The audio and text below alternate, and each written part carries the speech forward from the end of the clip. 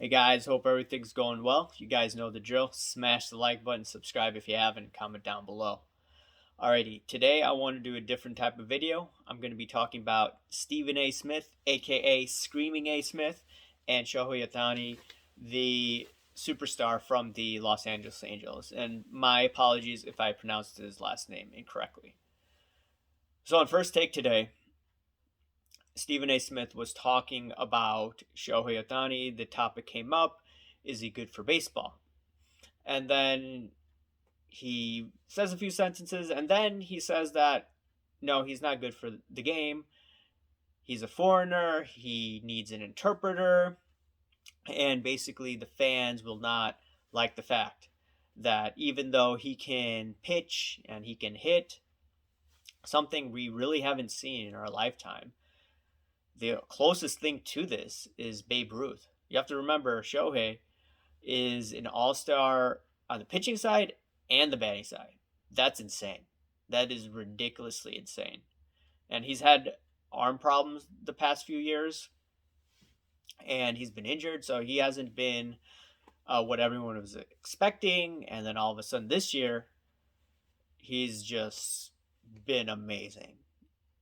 33 home runs from my memory. Pretty solid. Anyways, Stephen A said that, long story short, it's not good for the game because he's a foreigner. And if he's your if he's your big ticket item for the MLB, or if he's the headliner, that's not good. You'd rather have someone like Bryce Harper or another individual who can speak English, can market himself well, etc., etc. Now I'm thinking to myself, the best player in the game is Mike Trout.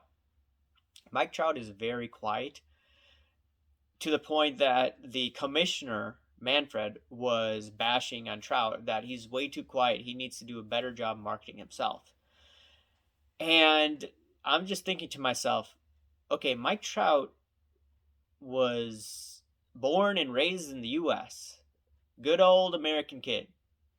Yet, he's not doing a good job marketing himself. Now we have a foreign guy, Shohei, who barely can speak English. He knows a little bit. He has amazed everyone out there.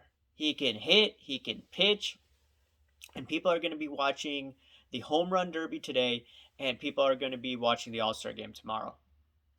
I'm thinking to myself, okay, Stephen A., you like virtue signaling a lot. Now, why are you going after this young stud who has the potential of doing something that has never happened in the past 100 years? Why would you start hating on it? I don't understand that at all.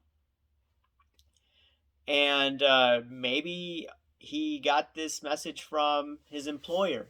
Kwame Brown says Stephen A. Smith reports to his zaddy, right? Is that what it is? I have no idea. It just makes no sense to me why Stephen A. Smith would be running his mouth about this. Now, in regards to cancel culture, I don't believe in cancel culture. The reason why I don't believe in it is because, everyone makes mistakes. And ultimately, if you say something insanely dumb like Stephen A., you're going to be roasted on Twitter. Right now, everyone's hating on him. He's being ratioed right now. So ultimately, you get what you deserve based on what you say. And the way that I frame my arguments here, I'm very careful in what I say.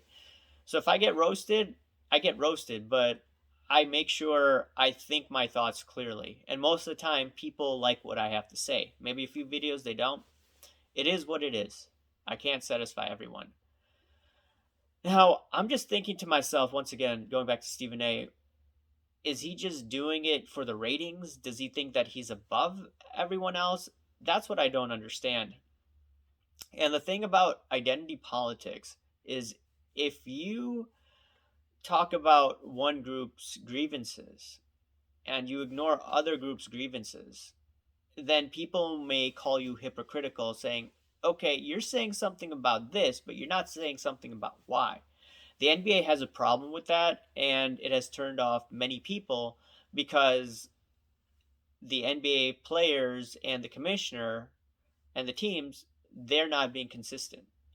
They may talk about one issue, but they don't talk about other issues because it may upset some other vested interests in the NBA. That's why on my channel, I try to avoid this topic as much as possible. It may come up, but the arguments that I make, I try to make sure that they are said in the best way possible.